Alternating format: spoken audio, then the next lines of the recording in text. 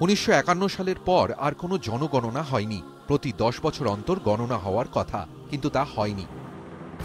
অভিযোগ ওঠে, মধ্যবর্তী এই সময় বাংলাদেশ থেকে বহু মানুষ অসমে এসেছেন। তাদের আলাদা করে চিহ্নিত করতে হবে। অসম জুড়ে এই দাবিতে শুরু হয় আন্দোলন। 80-র দশকে তা রক্তক্ষয়ী রূপ নেয়। 1980 সালে বিদেশি চিহ্নিতকরণের দাবি তোলে অল অসম স্টুডেন্টস ইউনিয়ন বা আসু। তৎকালীন প্রধানমন্ত্রী ইন্দিরা গান্ধীর কাছে স্মারকলিপিও জমা দেয় তারা। স্মারকলিপিতে আসু দাবি করে 1971 সালের 25শে জানুয়ারির পর যারা অসমে এসেছেন তাদের চিহ্নিত করা হোক এবং আইন অনুযায়ী ব্যবস্থা গ্রহণ করা হোক। অসম জুড়ে এই দাবিতে প্রবল আন্দোলনের জেরে পদক্ষেপ করতে বাধ্য হয় কেন্দ্রীয় সরকার।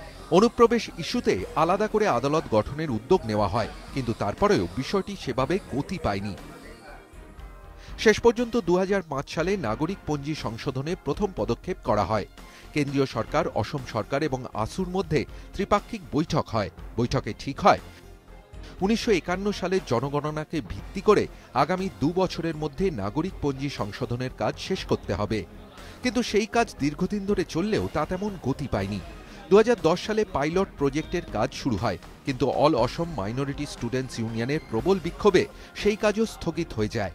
এরপর কেন্দ্রে এবং অসমে সরকার বদল হয়েছে, কিন্তু তাতে নাগরিক পঞ্জি নিয়ে তেমন কোনো তৎপরতা দেখা যায়নি।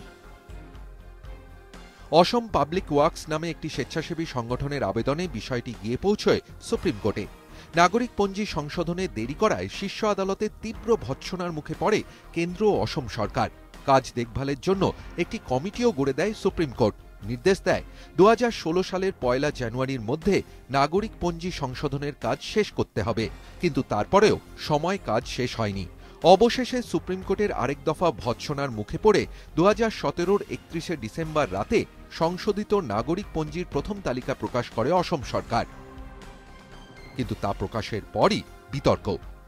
নাম নেই প্রায় 1,90,00,000 অসমবাসীর। মূলত বাঙালি অধ্যুষিত এলাকাগুলিতেই বেশিরভাগ মানুষের নাম তালিকায় নেই। এখানেই 80-র দশকে সিঁদুরে মেঘ দেখছেন অনেকে।